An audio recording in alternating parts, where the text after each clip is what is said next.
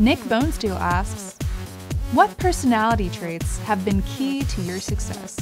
You may have heard me talk about that there was actually a study done in children that evaluated if they could find predictable personality traits that would determine success.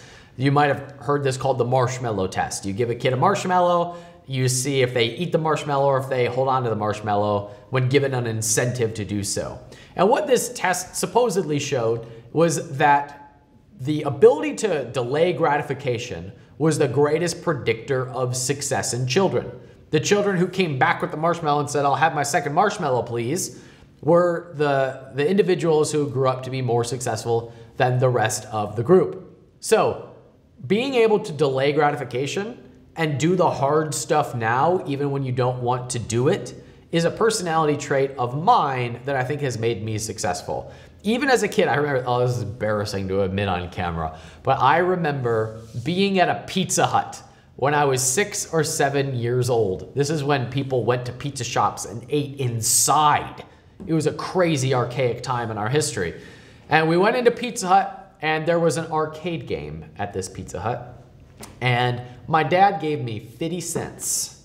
And he said, "You want to play the arcade game?" And he gave me the 50 cents and I immediately started weeping. And I was asked, "Why are you crying?" And I said, "I want to save it." Even as a kid, I wanted to save my 50 cents and not play the video games. When I was at home, my mom was afraid that my brother and I were going to play too many video games when we got a Nintendo NES. It was a breakthrough at the time. And my dad had this idea of he would make tokens and he'd give them to us, and each token was worth half an hour. And half an hour we'd get to play video games. And when we spent the tokens at the end of the week, then he'd give it back to us and we would use them again. I wouldn't spend the tokens. I would save them, and my dad had to go make more tokens because I started hoarding all of the tokens in the house to save for later. There's something in my wiring that says delayed gratification brings a better tomorrow. Sacrificing today is good for tomorrow.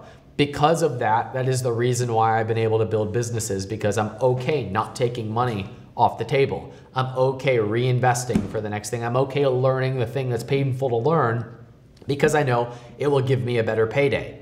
Now, today I'm more in a mode of I want to enjoy today. I want to do what I enjoy. I want to enjoy my life now, but I always plan for the long term. This is a trait, and Gary Vaynerchuk has been talking about this a lot on his videos, and I could not agree more. The idea of the person who can plan for the longest term usually is the most successful, because there are exponential returns to investments, not just investments in the stock market or real estate. I mean investments in your time, investments in your education. There are exponential effects. So you're getting 0.01%, then 2, then 4, then 8, 16, and then it starts to take off. So if you take money off the table when you're here, you're never going to hit that exponential uptick. It's that exponential return that is what creates the standout overnight successes that have been at this for 10 years. So the ability to delay gratification and therefore playing for the very long term were probably the pieces that have made me the most successful. Most recently, me doubling down on my strengths. Being able to forgive my flaws, be cool with my flaws, and focus on the activities and the habits that make me happy and that I actually enjoy are the things that have really been able to give me that exponential uptick, and is why some people look at me now and say, "You came out of nowhere." That came from me doubling down on where I'm strong and forget trying to do things that I hate and do things that I'm not good at, and allow me to be in that mode where I am my best, where I derive the most value, and allowing other people to do the same and going in a very specific direction together. And that's the final piece. This isn't so much of a personality trait as much as it is a habit that I have had to learn.